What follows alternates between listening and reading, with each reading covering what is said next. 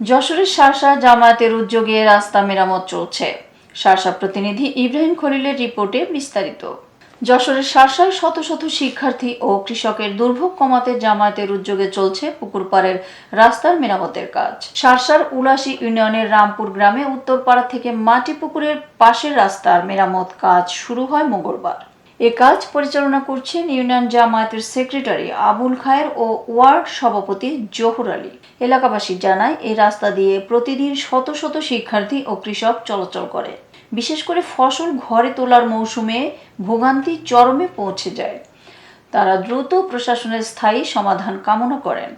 জামায়াত নেতারা জানান, জনগণের স্বার্থে তারা সর্বত্র এমন দুর্ভোগ লাঘবে কাজ চালিয়ে যাবেন।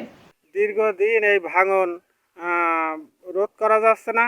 এইভাবে আমরা এটা মেরামত করার পরেও আবার ভাঙছে, খুব পানির গভীরতা, যার কারণে এই রাস্তাটা ঠিক করা সম্ভব হচ্ছে না। তো যতদূর সম্ভব জামাত ইসলামের উদ্যোগে আমরা এই রাস্তাটা, এখন রাস্তায় মানুষ চলাচল করাও প্রায় বন্ধ, গাড়ি ঘোড়া বন্ধ।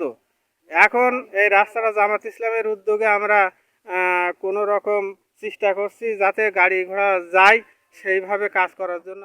এতক্ষণ সঙ্গে থাকার জন্য ধন্যবাদ। ION টিভি নিয়মিত আপডেট পেতে ভিজিট করুন আমাদের ওয়েবসাইট, ফেসবুক, ইনস্টাগ্রাম ও ইউটিউব চ্যানেলে।